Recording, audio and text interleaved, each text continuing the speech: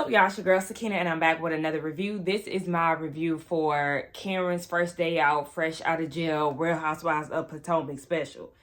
Listen, I feel like this was necessary because we didn't get Karen's side of things last year with the reunion. She decided not to go because she went to rehab. Okay, so yeah, here we are trying to get her side of things, how she felt about the sentencing, life in jail, life after jail, her alcoholism, X, Y, and Z. So I finally watched it yesterday. I was going to record it yesterday, but I just simply didn't feel like it. Do I feel like doing it right now? I don't. It's gloomy outside. I just want to be on the couch, watching TV, eating a little snack. But we're here, okay? So it is what it is. Now, Andy comes down to Potomac. Well, first of all, I honestly didn't care about seeing her come home to Raven and her sister and Ray. Honestly, I don't know. It's something about Raven that she definitely gives me Oreo or Oreo tea. Remember we used to say that about, uppity black people? And you could be uppity and still be, pro-black, but there was something. There is a reason why I feel that way about her. I just can't remember. Is she a part of a white sorority? It's something like that about Raven that just like, and then she look a little ghostly too when it come down to her foundation. Her and Grace, they need to get that makeup situation together because y'all wearing makeup that don't complement y'all skin tone. Y'all be looking crazy.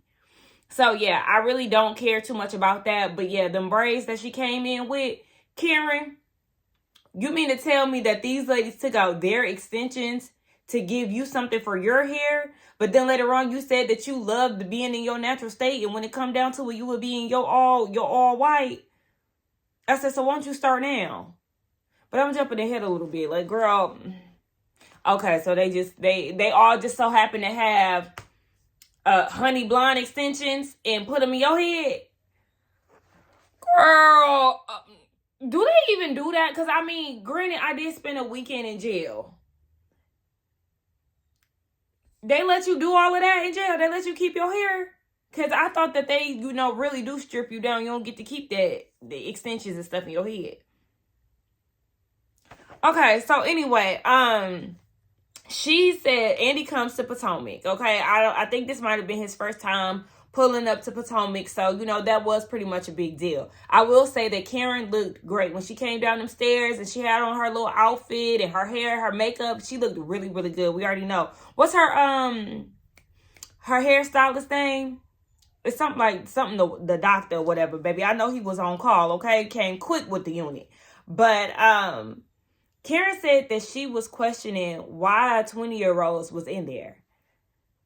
I'd rather you go to jail in your 20s than to live life and then end up in jail in your 60s for things that you were doing 20 years ago. Like, girl, what are you talking about? You should have wisened up at that point. When Andy comes in, we also see her son, Brandon, who we haven't seen in a long time. I was looking at Andy like, what are you talking about when he was like, how come we haven't seen you? He's been on the show before. It's just been years. Like, you watched all of the Potomac episodes. You had to in order to host the reunion. So, you don't remember Karen's son? Baby, he said he got stuff to do, okay? He don't got time to be on the cameras and all of that stuff. We learned that he was handling her affairs and all of that while she was in jail. And he spent a lot of time visiting her and things. So, she told Andy, they finally go one-on-one to have a conversation.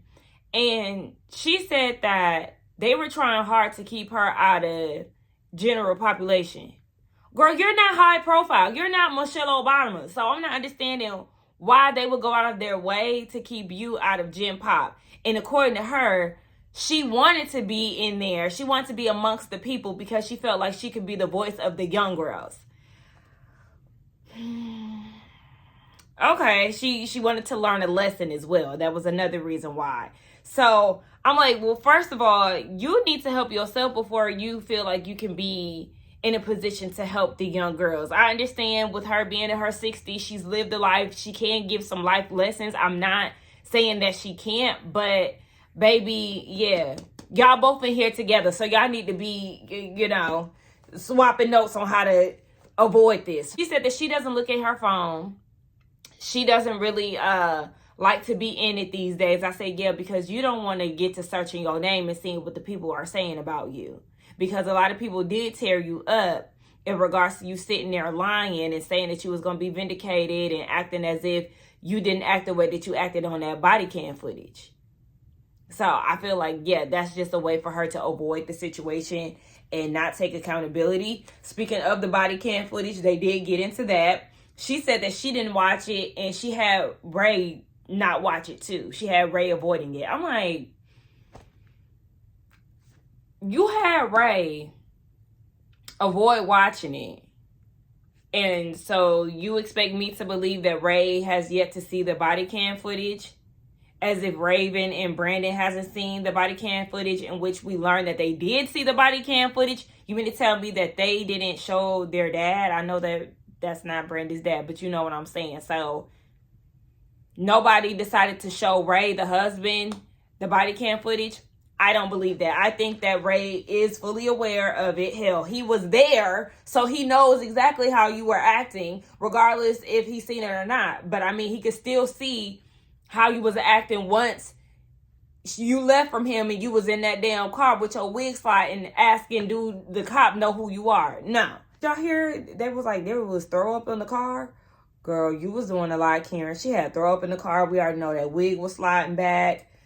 She said that she couldn't relate to what her lawyers were telling her about doing the plea, accepting the plea deal, because she didn't see the body cam footage. Her lawyers told her, take the plea deal because this video is going to nail you. It's going to nail you. And you, because you didn't see the video, you decided to go your own way and take it to trial. That doesn't make sense, Karen. At what point do you say, oh, well, since they're saying that this is going to nail me, I should watch the footage so I could be in the know? That's another obvious point of you being delusional, because why wouldn't you want to watch it at that point if they're saying that it nailed you? According to you, you blacked out, you don't remember. So since you don't remember your behaviors, and we're saying that very loosely here, since you don't remember your behaviors, instead of watching it to get a full grasp of what's going on, you decide to be ignorant to the situation and go to trial. That doesn't make sense. Like, yeah, that's when you request the body cam footage, girl. She then blames the situation on drinking and prescription drugs because Andy kept saying that it was about the drinking, and she was like, no.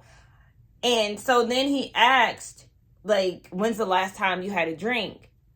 Was that the time? I don't know, because in my notes, I don't want to be jumping ahead. She just felt like she was in denial because she hadn't seen the body cam footage. Again, whatever. She blamed it on drinking and prescription drugs. And I'm like, so at what point did you actually stop drinking? I feel like she stopped drinking once she got booked. Once she got booked into jail is when she stopped drinking, because she's saying that she had a drink after her arrest. She did have a drink. I said, so that means that you were still under the influence throughout this entire process, because you're blaming on alcohol and prescription drugs, and you're saying that that's the reason why you decided to not watch the body cam footage. So to me, that sounds like you were still under the influence during this time. But honestly, I feel like that's bullshit, because no matter how under the influence you are, you were hiding this drinking problem, this prescription pill taking problem throughout the entire process of you being on Potomac, right? You're still cognizant enough to record a show and to hide your addiction. So you're not about to get me to believe that you was just sloppy drunk and just totally oblivious to the whole situation, to where that caused you not to watch the body cam footage, will ultimately led you to doing 6 months in jail. Girl, I'm not trying to hear that, Karen. You on bullshit. She then goes into how Ray was isolated and how he didn't watch anything when it came down to her situation, I guess, in the media. But I'm like, so he was able to catch you up on politics, but he was still unaware of all that was going on with your trial, your case, everything that was going on in the media with you. I know that he is a man of a particular age, and of course he's not going to be on the shade room and all these things. I'm not talking about social media, but this was a local situation, and yes, she's still a housewife, so these things can be on the Montgomery County News or wherever they stay. I'm sure the stuff was there. So again, I still don't believe that Ray was fully unaware of what was going on in regards to her trial. Like, girl, that's a lot. Because if he could watch the news about politics, I'm sure your little tidbit came up too. Andy said that there was rumors of her taking a plea deal for a few months and being on house arrest. And she said, no, that isn't true. So what was the plea deal? Like, I feel like Andy should have asked her, okay, so what was the plea deal? What did your lawyer suggest you to do? But they never got into that. Okay, moving on. She said that she was afraid to watch the body cam footage, but her therapist is the one who made her do it, because obviously she had to face it. She said that she was blown away. This is not a brand new situation. So when she said that's oh girl, okay, you was blown away. And then she said she understood the sentencing. So then Andy was like, watching the body cam footage, how did you not say, how could I not watch this? Like, this could have been prevented. Exactly. When you watch the body cam footage, that definitely should have been like, damn, I was wilding. I definitely should have took the plea deal. Yes, that's what I'm saying. When your lawyers that you were paying good money for and that you're vouching for, saying that they're good lawyers, when they were telling you, giving you advice to take the plea deal because the body cam footage was going to nail you, why didn't it click to you like, oh damn, yeah, let me check this out? Like, oh word, I was wilding that bad. Let me look into this. Let me see. It just never occurred to you. Yeah, right. So she said, let's not underestimate the power of drugs and alcohol, and let's not underestimate the power of your ego.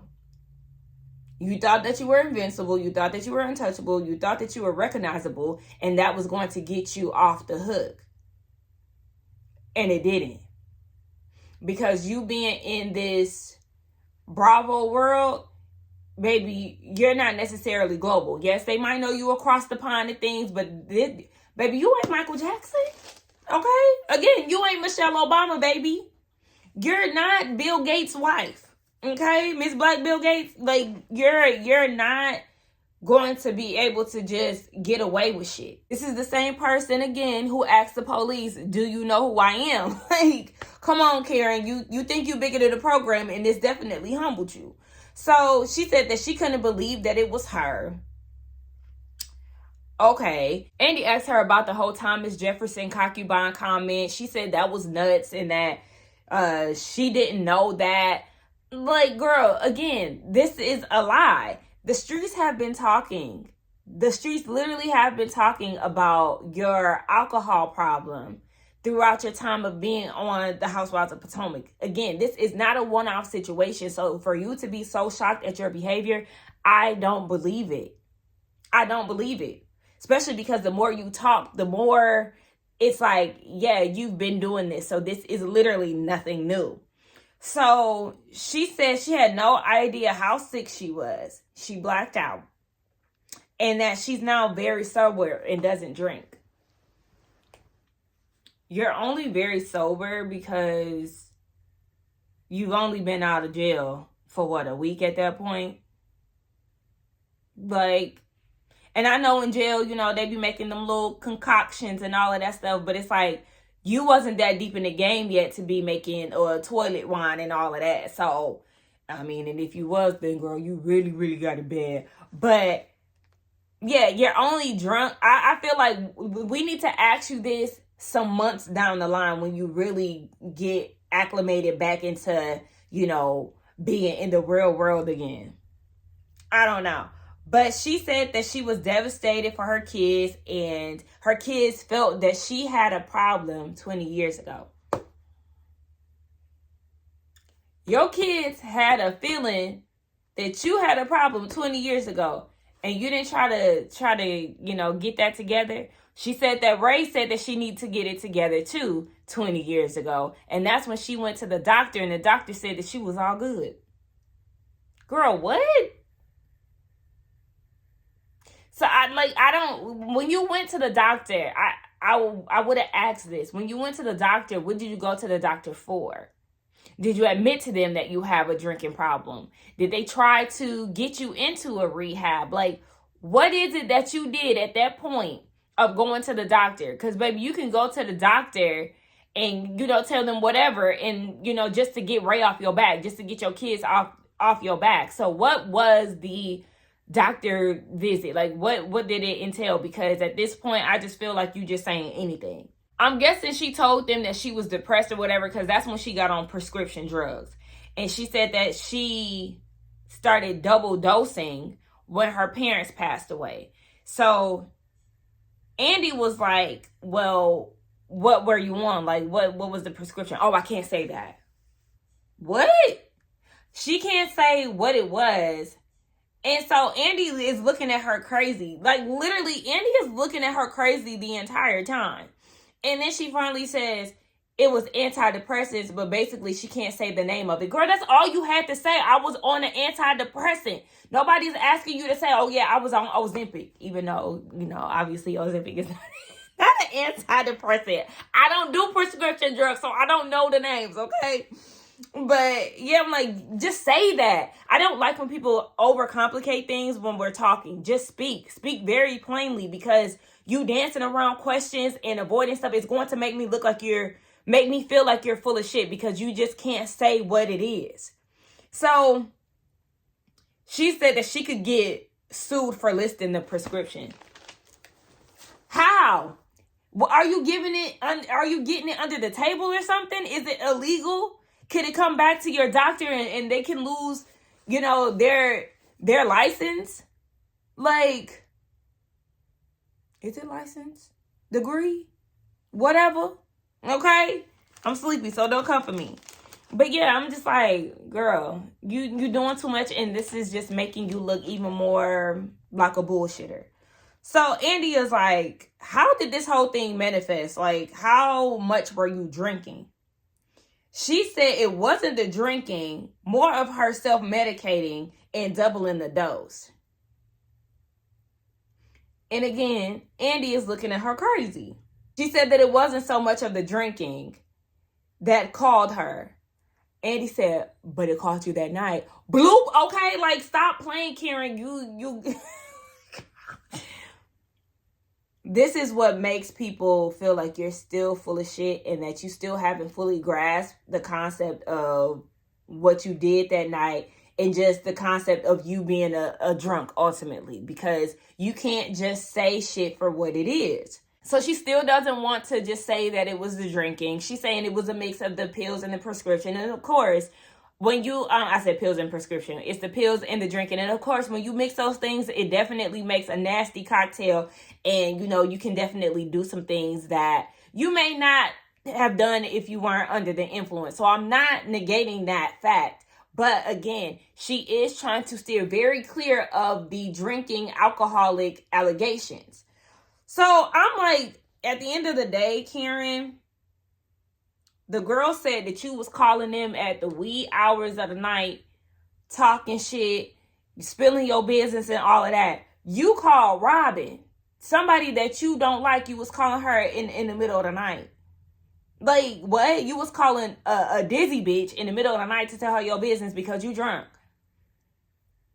Okay, but the drinking ain't the problem. So India's like, okay, you're talking about the alcoholism, but under the same breath saying that drinking isn't the issue. And Karen was like, it wasn't the issue that night, Andy. Like, on some keep up shit. Like, girl, don't try to feel like you checking me or telling me that I'm not grasping what you saying, because what you saying is some bullshit. Like, girl, what? 1 minute you want to act like you had a drinking problem, then the next minute you're saying that You don't have a drinking problem. No, baby, it is what it is. Don't try to come at Andy and get flustered with him because he calling you off of your contradictions, girl, gone. So Karen was like, she was running from home and she wasn't happy. She had some issues with Ray. Girl, listen, I don't know how many times we're going to hear this story about you not being happy with Ray. Leave. How about that? Leave. What's holding you back from leaving Ray?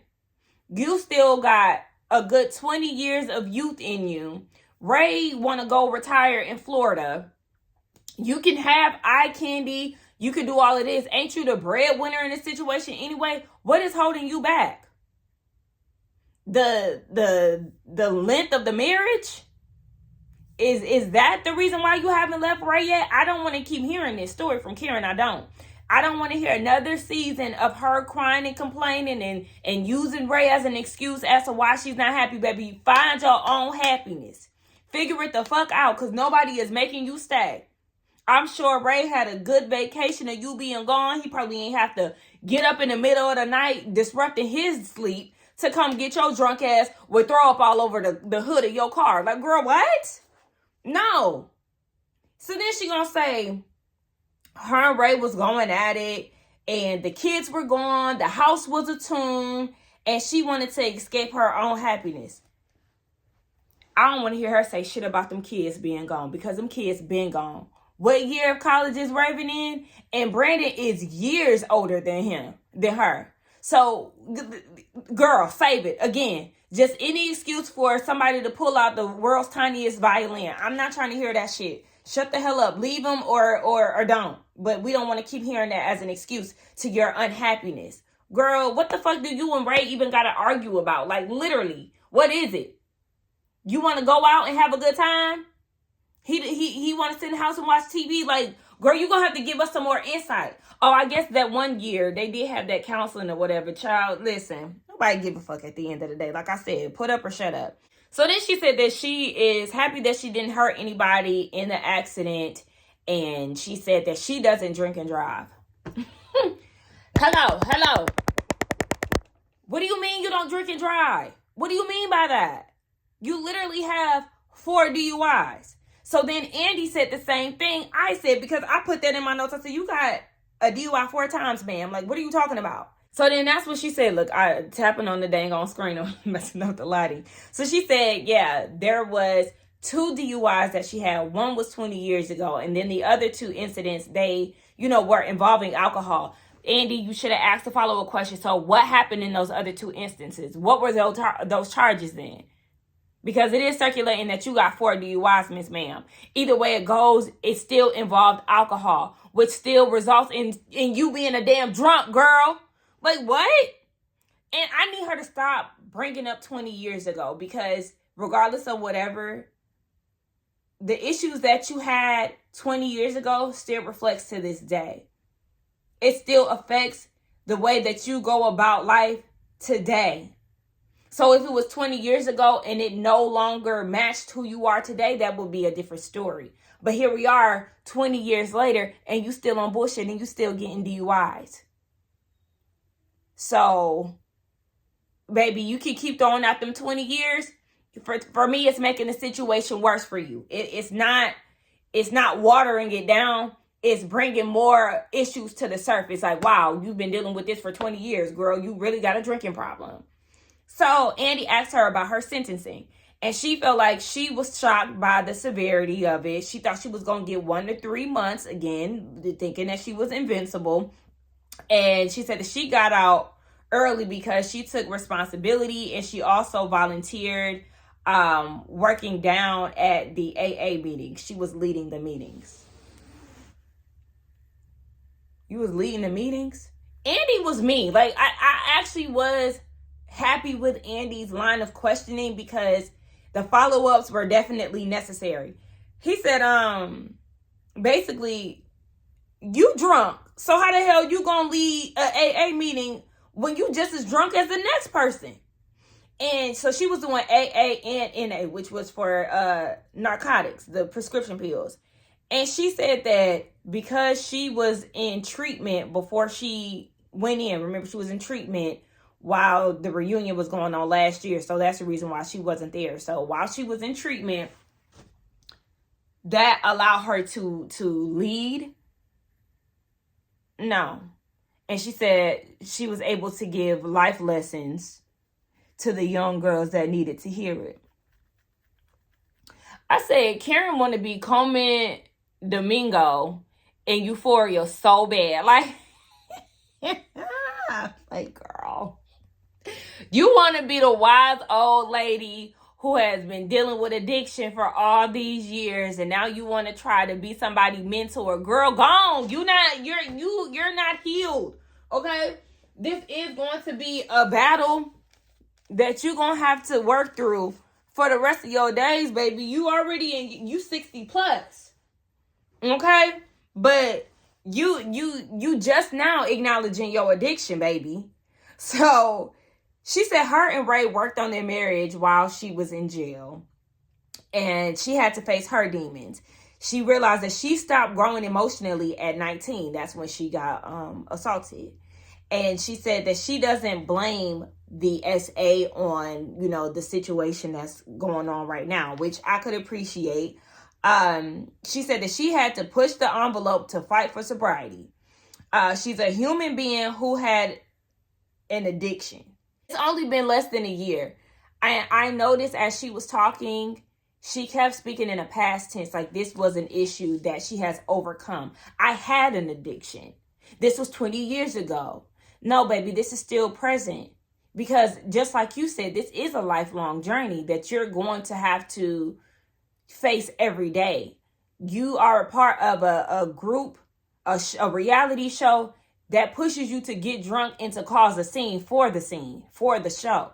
So if you're going to refrain from drinking, this is going to be you practicing restraint on a daily basis. So you don't have enough skin in the game to speak in a past tense because you did 6 months in jail. Baby, that's not long enough. That's not long enough. Bitch, you ain't even got your AA first year token or whatever it is. Girl, gone. Now, she did say that alcohol played a role in it. Okay, again, so the alcohol was calling you. Because, again, she said that it never called her. Oh, okay. So, Andy peeped that she's owning the narcotic part of it, but she's not owning the drinking part of it. And she said that her therapist had to convince her that she had a drinking problem, girl. It shouldn't even took all of that. You crashing into a damn tree and your wig being in the back seat should have said all that it needed to be. Girl, I just don't understand. People like this really, I know that people live in denial. There's a lot of people that live in denial, but for it to be like literally in your face and you still say that it's not happening, like you're literally a damn gaslighter. Like, girl, your therapist should not have to convince you of that. Your 20-year history with alcohol and pills should be a full display of you having an addiction, sister. But anyway, she said that she could blame the pills on the doctor because they're the ones who prescribed them to her. Alcohol was her choice to pick up the bottle, so she had to take responsibility with that. And so Andy was like, do you think that you have an issue with alcohol? She said she thought I did. I thought I did. Yes, I did. I had a drinking problem. Again, past tense. No, baby. Still current, still present. It's still here. That's when she said that she's a person that chose to live in lifetime recovery. Girl, here you go with that. At that point, that's when you say that you're a recovering addict, okay? Because that's what you are. You're a recovering addict. You're trying to walk this journey of being sober. Girl, stop. And that's when she said that she had a drink after the incident, which again goes back to me feeling like she was drinking throughout this entire process of her meeting up with her lawyers, the trial, and all of that. So Andy said, are you an alcoholic? She said, I consider myself as someone in lifetime recovery. Again, girl, you're in a recovering addict. Yes, you are. You're delusional and you're lacking accountability. You are an alcoholic, girl. Anytime somebody pulling up to Ashley on a damn train talking about, oh yeah, I remember her. She was at Legal Seafood. 20 years ago, she used to be drinking the drinks down. Anytime Sharice is saying that you got a drinking problem, anytime that Robin is saying that you got a drinking problem, Giselle is saying that you had a drinking problem, everybody ain't lying on you now. Everybody is not lying on you. And the proof is in the pudding, baby. Here you are. You just did a 6-month bid for drinking. So she said she's been living with NA and AA. And she said that she's okay with knowing who she is. So then Andy said that the Washington Post made an article saying that she made a promise to go to AA for the rest of her life. She said, no, she never said that, but that's what she plans to do. So where they getting this information from, Karen? But okay, she said that she actually prefers NA. Again, I just feel like she's avoiding the whole alcohol aspect of it. So Andy is like, well, when you was in jail, like, what was you wearing? She said that she was wearing a beige jumpsuit. And Andy was like, so like, what you wearing right now? And she was like, no, this is blush. Girl, that was not blush. Blush is pink. Oh gosh. Anyway, he said, how did it feel being stripped down? She gonna say, let's be clear, I knew you was gonna ask that, but I had on some black lace panties and a bra. Girl, he not asking that. He's saying being stripped from glam, being in this glamorous spotlight for years and having to embrace your natural, being stripped down to, the real Karen. And she said, that's when she said that she likes being in her gray hair and all of that stuff. She said that she was in her cell alone. The toilet was lined with menstrual pads. I said that was smart because I wouldn't want to send my ass on that either. A day in the life of being in jail was wake up at 4:30 to make up her bed because breakfast was at 5. After breakfast, she had to go to class at 9:30. She would be there for some time. She was eating astronaut food, which was not good. I mean, my weekend in jail, definitely, I was starving. I only ate like packaged stuff or like the little mandarin oranges. And I didn't want to eat that. And she said she spent time in recreation. They did not go outside. She spent all her time inside. But she did love the discipline and the structure of it. But the first couple of nights were definitely scary, which I could imagine because, I mean, like, damn, I'm really in this position. She'd never been in jail before. She has to, at that point she was serving a year. She didn't know when she was going to get out. So I can imagine that being scary for sure. So then they get down to the show. Okay, are you nervous to be in the lion's den with the ladies? And she was like, nah, she's going to be fine, which I definitely think she's going to be fine. I don't see her, storming out crying or anything like that. But he then shows her some clips of the ladies talking about her situation, and she understands why they would make conclusions and things like that. So she really wasn't mad at it. Now, again, with Ashley talking to the man on the train with the legal seafood situation, she said that Ashley is right. She used to be down there throwing the drinks back, baby, and there's plenty of nights of Ray having to go down there to pick her up. But you don't have an alcohol problem. And this was 20 years ago, right? And the issues that you had 20 years ago, you still dealing with today, right? Okay, yeah, alcoholic. So she said that they also showed the clip of Wendy saying that somebody had talked to her about Karen and how she used to go to certain spots and be drinking down. And she said, that's not true. Why would anybody talk to Wendy about me? And she live in Timbuktu. It don't matter where she live, baby. She's a housewife of Potomac. Okay? So just because you and Wendy not getting along right now, no, ma'am. I believe Wendy. I do. Because why would she lie on you? I just felt like, yeah, girl, everybody knows that you the drunk around town, but you clearly. Oh, that's when she said that Ray had picked her up and had took her to the doctor. Again, Karen, you're an alcoholic, baby. I don't know how many times I got to tell you. Baby, I ain't took notes like this in a long time. Anyway, she said that no one was in the car with her because, remember, Ashley said that somebody was there. But, girl, you said that on the camera. So, were they in the car or were they not?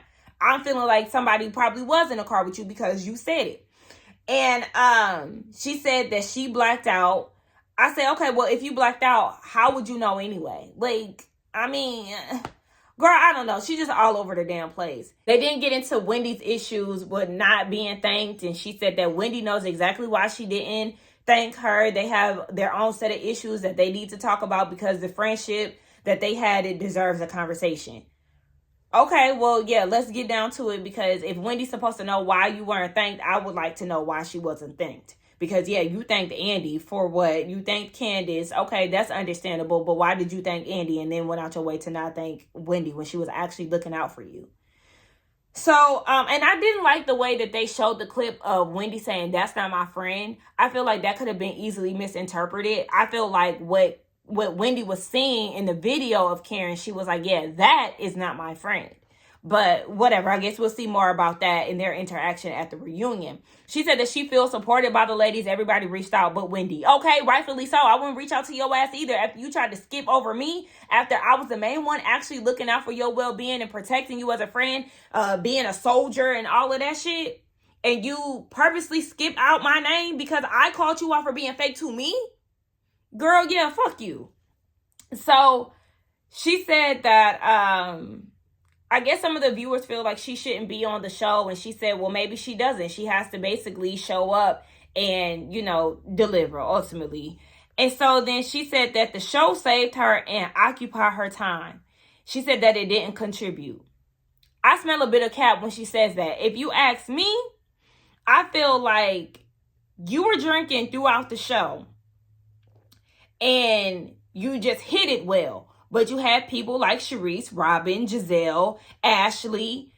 All these people were calling you out on it over the years. So you weren't able to hide it as well as you wanted to. Especially when you was down in Monique's basement with your Tito's bottle telling your business. So there has been glimpses of potential truth to the allegations that the ladies were, you know, saying. And now we know that, yes, what they were saying were actually correct. Now, some things might have been, you know, exaggerated or whatever, but the fact still remains that, yes, what the girls were saying, it has some truth to it. Case in point. So she said she takes ownership for the disease of alcohol. That's who she is. And then she gets into the state of her and Ray's relationship. She said that if they decided, once she gets this monkey off her back and she feels like they don't want to be together, then Ray will let her go. I prefer y'all to just go ahead and let it go, baby. Get a divorce. Andy talking about it was sad and she still doesn't know what she's doing because she's still going through it. Okay. She said that her SA was the thing that had her running and some of her family didn't believe her. And so she had to push through and get through to, you know, understand who Karen was as a person. Andy said that her speaking on her being in denial was the biggest revelation throughout the conversation. He said, because no offense, baby, he was definitely giving delusional. And yeah, she still is a bit delusional and she isn't taking full accountability. Now, she has addressed her being an alcoholic, but at the same time, ma'am, the way that you go about saying it, it's like you're speaking in things in past tense, acting like this is something that you've overcome. At the end of the day, you still got work to do. You still got some work to do. And yes, the denial is still in the room with us. So she said that she's still working on it. It's been 1.5 years. And I'm like, yeah, girl, to me, it feels like it's only been a year. But that was the end of it. Y'all let me know what y'all thought about the Karen special. I still think that Karen is full of shit. I still think that she's a liar. She was definitely contradicting. She was dancing around certain questions. Andy did do a good job. Andy's facial expression had me weak. And yeah, I just feel like she's going to come on the show still feeling like she's invincible, still feeling like she can't be touched. Like, you went on the show and said that you would be vindicated knowing damn well that you had all this shit going on, knowing damn well that you had 20 years of proof and life lessons that would have told you that you was going to end up here because you got 2 DUIs. You've been drinking down at the damn bars and everything else for 20 years. Your kids was worried. Your husband was worried. You was mixing prescription with alcohol. All roads led to you doing your 6 months for sure. So again, your ego got in the way because you thought that you were untouchable. You thought because you're the grand dame and this personality was taking over you that there's no way that they was going to lock your ass up, which is why I'm glad that she did serve some time because, girl, hello, you're not above it. You're not above it. You've been putting on airs this entire time. You're the Black Bill Gates wife and all of that whole time. You got a white refrigerator and you barely even want to make upgrades to the damn house to sell it. And you're going to Great Falls in the middle of the night and all of this. Girl, you've been living a lie for a long time, Karen. And yes, I used to love Karen. Karen used to be my favorite. I still, like her, whatever. But at the end of the day, Karen is full of shit. She's a liar, and she is not better than any of the other ladies on this show. So, yeah. Girl, you served your time. You're going to be back next year. I don't want to, baby, let this situation humble your ass. Because, again, you a fraud. You a liar. You full of shit. And all of that, just like the rest of they lying asses on the cast. But anyway, let's get down in the comments and talk. Do not forget to like, comment, and subscribe to my channel. And I will see y'all in the next one. Bye.